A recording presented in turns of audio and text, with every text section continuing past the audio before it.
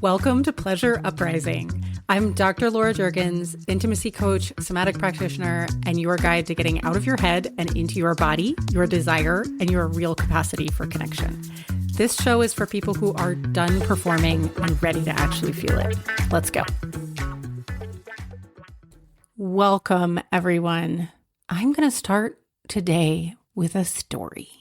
So I was at my gym in Asheville, North Carolina, and there was this guy in, I think, his late 20s talking about facilitating a Tantra speed date thing. And I recognized the name immediately because I actually had been to one when I was a speaker. I was an invited speaker at a festival, and this was happening. So I went to see because I was curious whether it might be useful for my single clients especially. And it was led by the founder, who was a guy named Guy Shahar. And I got the ick really fast. And then I stayed out of curiosity, and I left deeply disturbed.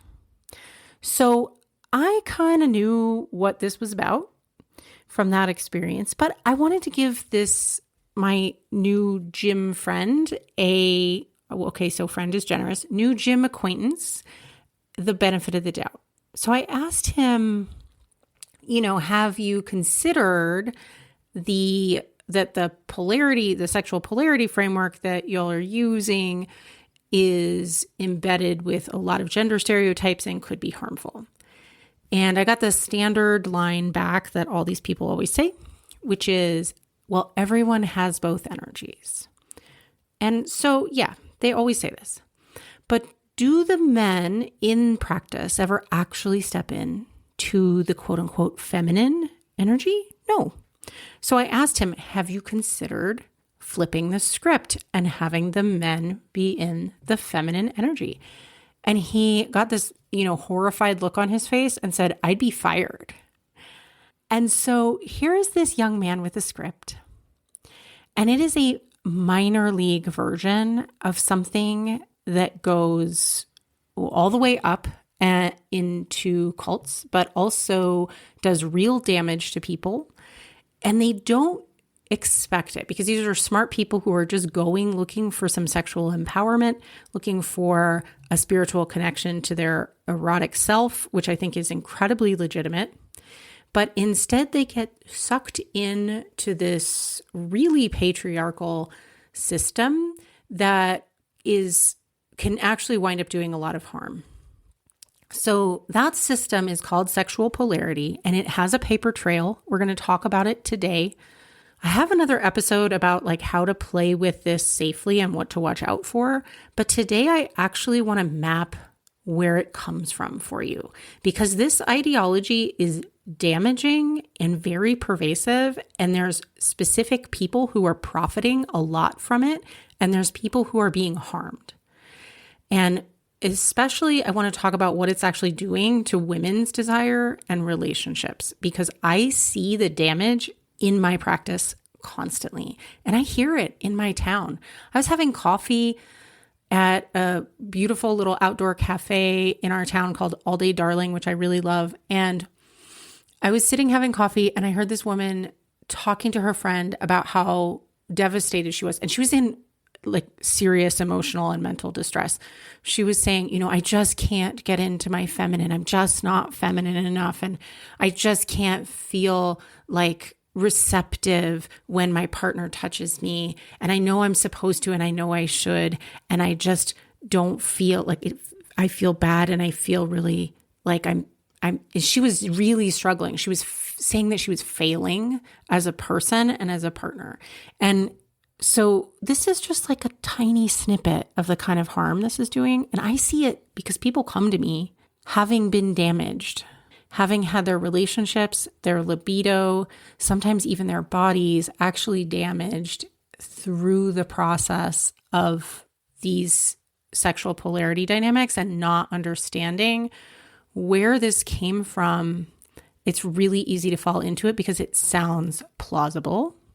And because even a lot of people who are smart thinking people have gotten kind of roped into it and are even touting it themselves, which is kind of common for this kind of stuff. So I want to give you the information about what's going on, because this poor guy at the gym, he's a well-meaning guy. He had zero training in sexuality, gender dynamics, no trauma information.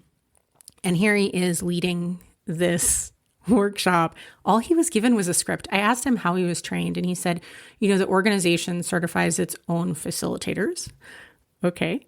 So that's already. And then I looked into the credentials of the guy who started it, and he has there's no legitimate credentials on his website at all, on his own website. So we've got untrained people playing with some dangerous ideas. That is a recipe for disaster. So we all need to be really informed consumers. Okay, so I want to just start. And also, I want to tell you, I wrote a whole piece on Substack on this. If you want to go deeper and get resources, the link is in the show notes. But it's important enough, and I know many of us like to actually just talk and listen instead of read articles. So I'm here for that too. So I'm going to walk you through it here because it is important. And this is actually going to be part of a 2-part series. We're going to I'm bringing the wonderful Anke Richter, who is a cult journalist, and she's going to talk about kind of the even darker side of this next time we get together on this podcast. So this is going to be the introduction and sort of the background for you of some of what seems to be milder version, right? Before we get into the actual culty stuff.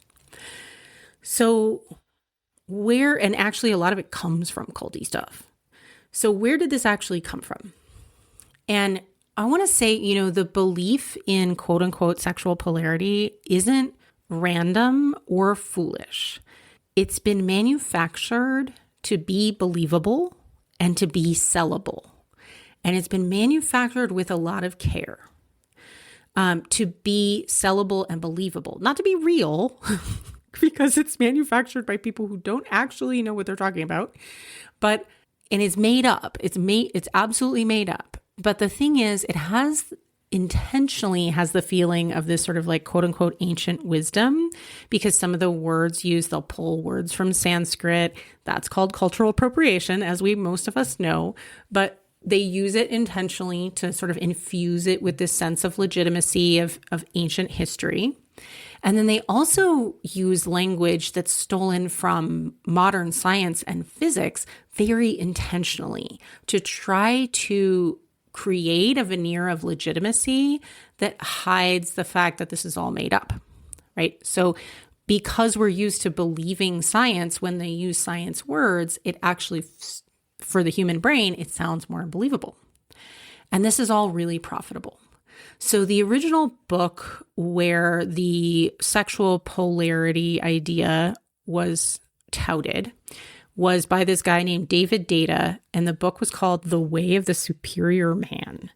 And I've had a lot of clients who have read this book. I've talked to a lot of people.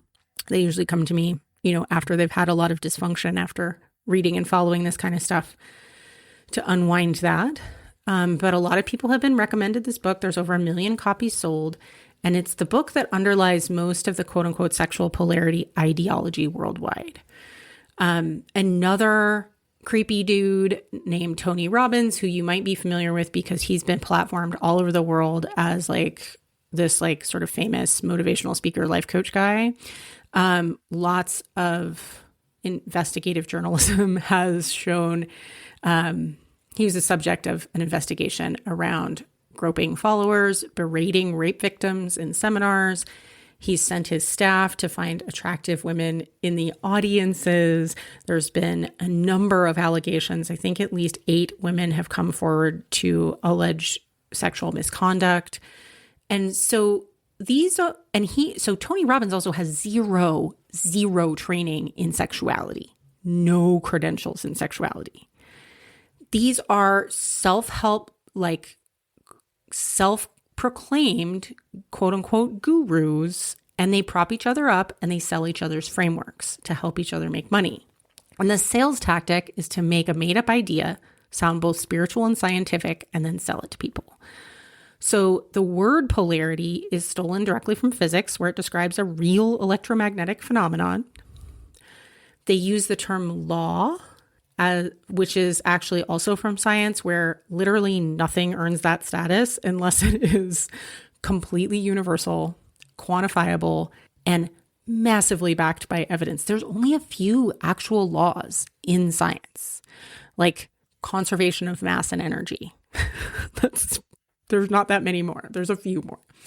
But Data claimed in his book, David Data, that quote unquote masculine and feminine energies are governed by some sort of law of conservation, which is also, that's a word borrowed from physics, from the conservation of mass or energy. Those are physical laws. They have absolutely nothing to do with human relationship dynamics or gender. So that deliberate strategy of taking words with credibility and attaching them to ideas with none is a tactic to help override people's critical thinking. There is absolutely no basis in anything to do with quote unquote masculine or quote unquote feminine energies. There are no studies, there are no data. There's just a dude selling some books and seminars, right? And creating this framework that then other people use and say, oh, great, I can sell that to people too. I can start a workshop on this, right? So when we look at what the actual book says, if you read it without the spiritual vocabulary, he actually instructs men to learn to take and ravish their woman. And he asks men when they last really ravished her, and says that if it's been too long, they might find themselves turned on by rape scenes on TV. He literally writes that a good woman, her gift is to quote unquote test her man with her darkest moods over and over until he's unperturbed by feminine challenge. And he says that men should learn to find humor in the quote unquote unending emotional drama that the feminine enjoys. So you can hear all the gender stereotypes baked into this. And if you strip away this like little spiritual vocabulary mumbo jumbo, he's basically saying that a woman who has emotional needs, those are inconveniences to be transcended, and her resistance to sex is an obstacle to overcome. When you actually parse it in real words instead of all the mumbo jumbo, you see what he's actually saying. And I also want to say, like, the cultural theft is real. They use in all this sort of like neo-tantra stuff, they strip the Sanskrit vocabulary and the historical context from South Asian Hindu and Buddhist traditions. They remove the ethical structures, they ramp up the sexual content massively to repackage it for Western consumption. And it's not ancient wisdom. Neo-Tantra is cultural appropriation in service of a male-serving sexual agenda in most of the cases. Now, there are some exceptions where people have taken in the West, there are some exceptions where people have taken the actual Hindu and Buddhist traditions and preserved those and teach those as a sort of body-centric meditation, and actually teach them in the cultural context with which they were originally embedded, or have taken the sort of neo-tantra and actually flipped it on its head, removed the gender stereotypes, and teach it as a way to get back to your body and find your own path into your erotic self. And there's very few people who are doing that. And I will link some of them at the end of this. If you're interested in Tantra, beware the cultural appropriation and please beware the gender stereotypes. But I will recommend Barbara Carellis's Urban Tantra actually has removed all the gender stereotypes, and she does a really clean job teaching a very empowered, queer-friendly, open way of connecting with your inner erotic self. If you're interested in that kind of stuff, then I suggest you be a very informed consumer. And interestingly, none of this actually, the Neo-Tantra stuff, it didn't start with Data.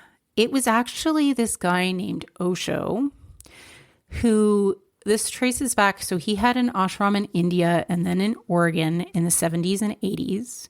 There is a really horrific documentary documenting the exploitation of children and of the survivors of child sexual abuse that happened in those Oregon ashrams in the 70s and 80s.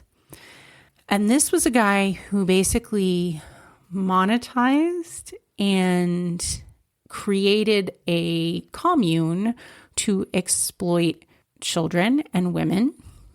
He was a charismatic male authority. They used spiritual language to override boundaries. There's a lot of documented child rape. And since then, Osho has been identified by researchers as a rapist. Data just made the ideology more sellable, but the original sort of framework came from these cult communes where children were sexually molested. So be aware of that. When you go to do hey, I'm going to go on Tantra speed date or whatever, the history of Neo-Tantra as it is taught in those places is based on Osho's original commune where there was sexual exploitation of children. Why are we platforming these people and listening to them? That is the question we need to ask. And here's the thing, none of them got rich asking whether their ideologies or practices harmed anyone. And that's why I'm doing it, because somebody has to, right? And I want to say, why have women gotten pulled into this so often? Why are women showing up to these Tantra speed date things? Why are they, bemoaning their lack of being in their divine feminine as men have defined it at the coffee shop? It is not because there's anything wrong with them or they're stupid. It is because the hunger underneath is really legitimate. We want better sex. Women and men and non-binary people want better sex. We want desire that actually feels like it's ours. And women are our culture just has nothing to offer us for this. We're wandering around. We have been inundated with messages saying that we're supposed to perform for other people, that we owe somebody sex.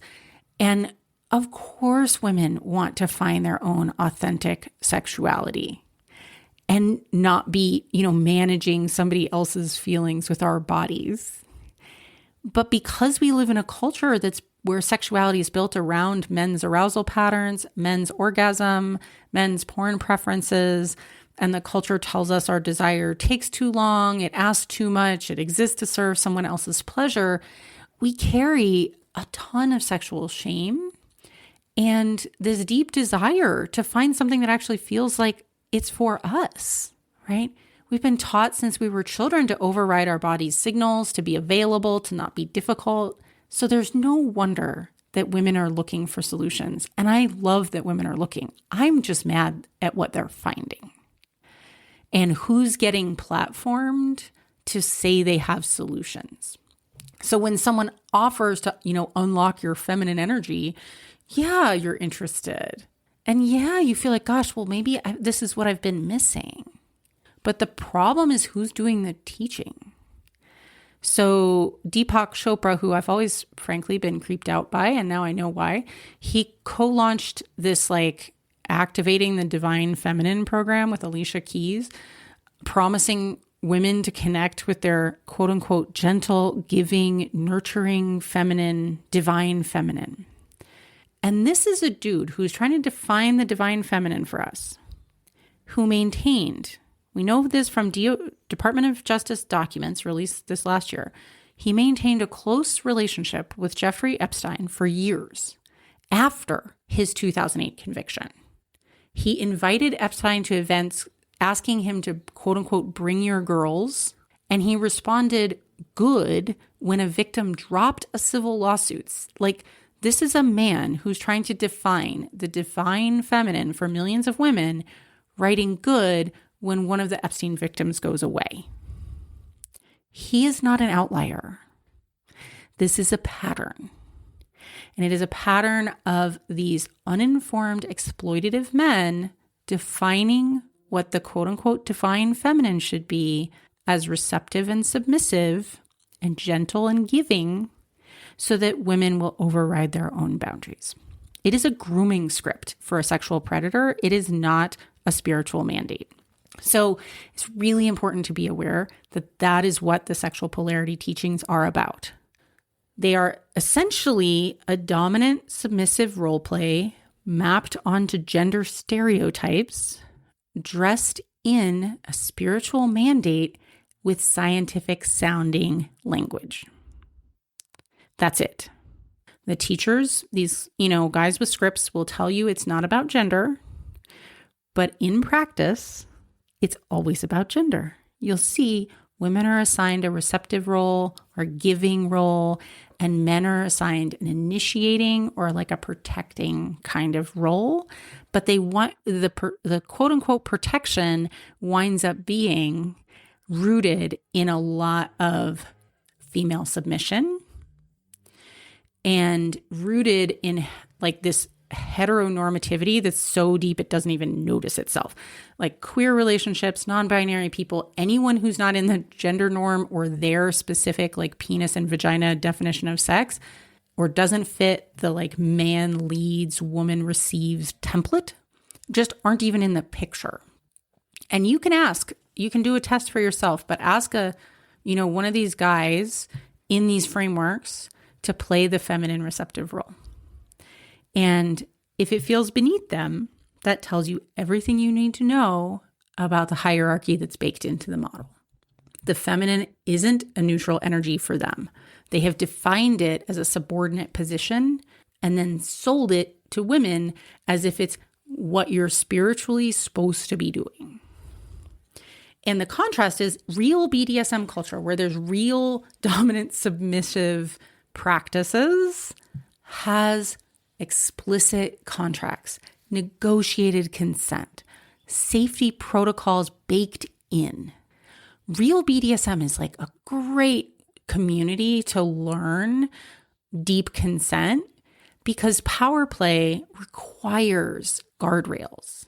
In genuine BDSM, the submissive role actually leads the negotiation, and the dominant partner serves that vision.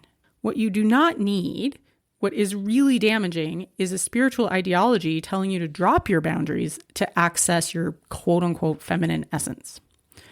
And polarity, this idea of sexual polarity that's made up, it was made up to strip out those guardrails. It wraps it in spiritual language and tells women that their quote-unquote receptivity, their borderlessness, their lack of boundaries is their quote-unquote natural feminine essence. And it isn't.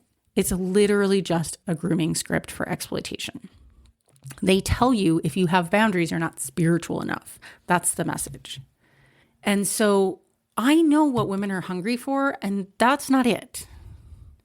But polarity actually hijacks and exploits what women are hungry for. And there's two things that I see all the time in my practice. And one is genuine interest in erotic power play, which is great. Interest in the electricity of the role play, in maybe even surrendering into a partner's just like deep attention and attunement. Or they might be interested in playing with dominance, even though a lot of women don't realize that they're interested in that until they start doing it because they haven't been given even an inkling of permission to be in that role. But real interest in genuine erotic power play is wonderful. And real BDSM culture has been built in the consent-forward frameworks that you actually need to do it. You don't need a spiritual ideology. You need communication. Quick break. If you are listening to this show, something in your intimate life may not be where you want it to be. And if you've been trying to think or talk your way through it and it's not quite working, that's not a you problem. That's just a method problem. I made a free guide to help called Get Out of Your Head, a starter guide to releasing the pressure, shame, and shoulds around intimacy. It has some reflection exercises that go deeper than anything you'll typically find in a freebie, and most people feel something shift after just the first one. So go grab it at laurajurgens.com/guide, and the link is in the show notes. trust, and a concrete negotiation with a partner who's capable of doing that. So find real BDSM culture. That's not that hard. You can go to FetLife. You can find some munches in your area, which are like casual get-togethers where people are just in plain clothes at restaurants. You can get to know people. You can find out what their consent culture is. You can find out whether you even like these people and you might want to learn from them. There's a lot of sort of mentorship in that community. Or you can take some classes. You and your partner can take some classes. You can learn from legitimate credentialed BDSM teachers. And I'm going to link one of my favorites, Midori, at the end of this podcast as well. So the first thing that I think women are hungry for that I hear in my practice is this genuine interest in power play, in erotic power play. The second thing that I think Polarity is hijacking that is a genuine interest is this exhaustion of over caretaking. That we know, like, women are trained from birth to manage other people's feelings, especially men's, to soften our needs, to make sure he's not hurt or emasculated. We bring that into the bedroom and worry more about a partner's reaction to our no than whether we actually need to say the no.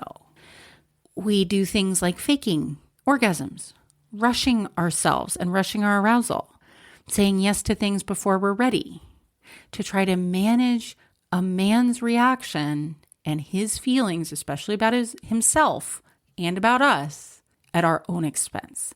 This over caretaking in the bedroom is something women desperately want to put down. And I work with women and men all the time and couples where this has just been, nobody's a bad person for having this be a pattern. And you're not dumb. It's just how we've all been socialized. And we swallow it in almost with the air we breathe. And then we get stuck in these patterns. We don't know how to break them. They're not that hard to break, actually. If you have two well-intentioned people who actually care about each other, we could do that pretty quickly.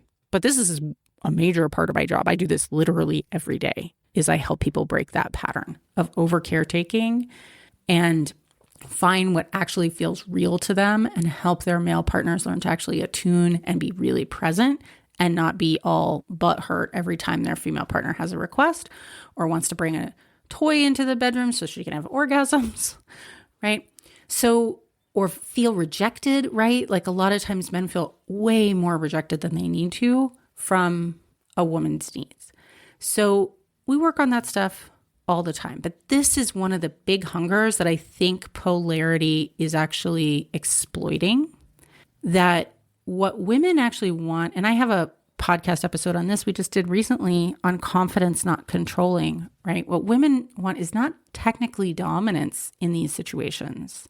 And even if they want dominance because they want to play with power play separately, they actually want, when you're tired of caretaking, is you want a partner that's so resourced and so present that you don't have to take care of him, who can hear not yet without making it a problem, who can follow the body's actual pace and let it be slow and delicious and worth every minute and stay present with you, playfully, attuned, like deep attention. That's actually not dominance. That's attunement. And it requires actual learning, not this like rebrand of entitlement that sexual polarity is selling us. So their message, this like be more receptive message, is not liberation from over caretaking. It's actually more of it, but it's dressing it up as spirituality. It's saying that you need to be receptive to caretake your man and dressing it up in a spiritual mandate. And that's why women are melting down when they get exposed to this and get sort of indoctrinated into it.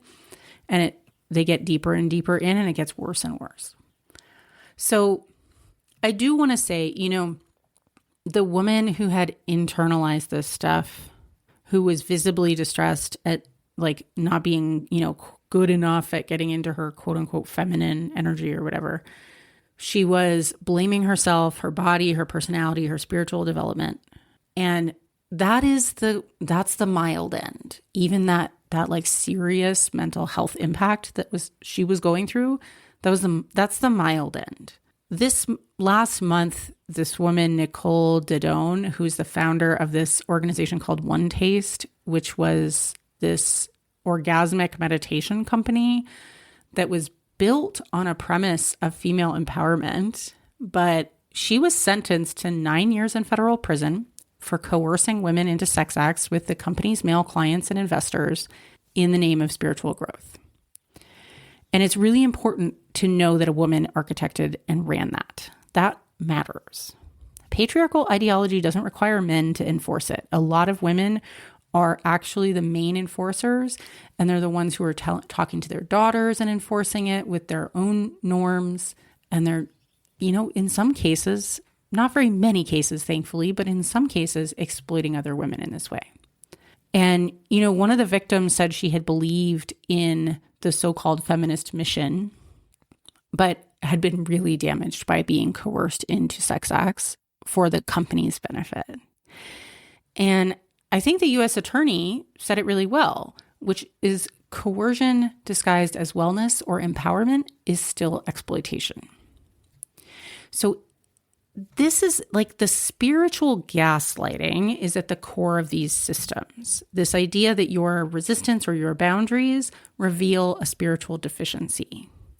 And that's not unique to One Taste. I've spoken with women who have survived years of it in neo-tantra spaces, in even casual ones or more established ones. They've been shamed as spiritually undeveloped for feeling uncomfortable. And they lacked the words to actually hold their boundaries or even describe their experiences in a lot of cases because the language they'd been given described their own resistance as the problem. That's the mindfuck.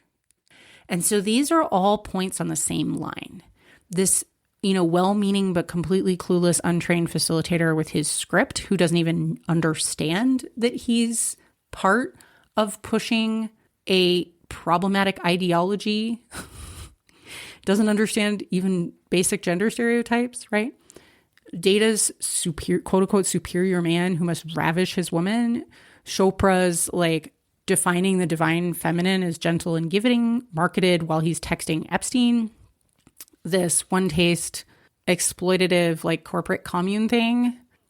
This is a section of the wellness industry that has actually built infrastructure on monetizing women's receptivity with no accountability for the costs to actual human beings. And so I just want to say to everyone who's searching for the divine feminine, I love that for you. And you don't need anyone besides your own body to tell you what feels good, what turns you on, where your boundaries are, and how to find what feels like the divine feminine for you. You may need help learning to listen to your body, and that kind of help exists. But here's some ways to recognize it. So anyone who's genuinely qualified to support you will have some training and credentials, and you should look into those institutes and make sure that they feel aligned with what you're looking for, that they have some accreditation, for example.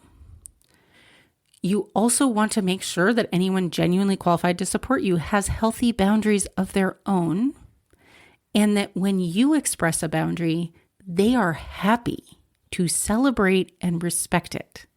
They will not shame you or imply you are spiritually deficient for having a boundary or feeling uncomfortable. They will actually be actively seeking to help you find your boundaries, and they will be supporting you when you do. You want someone who creates safety for you to find out what you want, not to tell you what you should want. There should be curiosity from any sort of guide around what's true for you and respect. And, a side note for me is and I don't even think it's a side note. I think the divine feminine in traditions around the world was never passive, was never just this gentle, nurturing, receptive. What the hell? That is a grooming script. The divine feminine has been, Kali is both a liberator and a destroyer. Athena, ruling over war and wisdom. We see Freya with her chariots and boars, and like there has Pele burning entire landscapes so that something new can grow, right? Power and sacred rage is very much embedded in concepts of the divine feminine in cultures around the world. And I think find it for yourself, claim your erotic birthright for yourself. Real sacred sexuality does exist, but it doesn't use spirituality to override your body.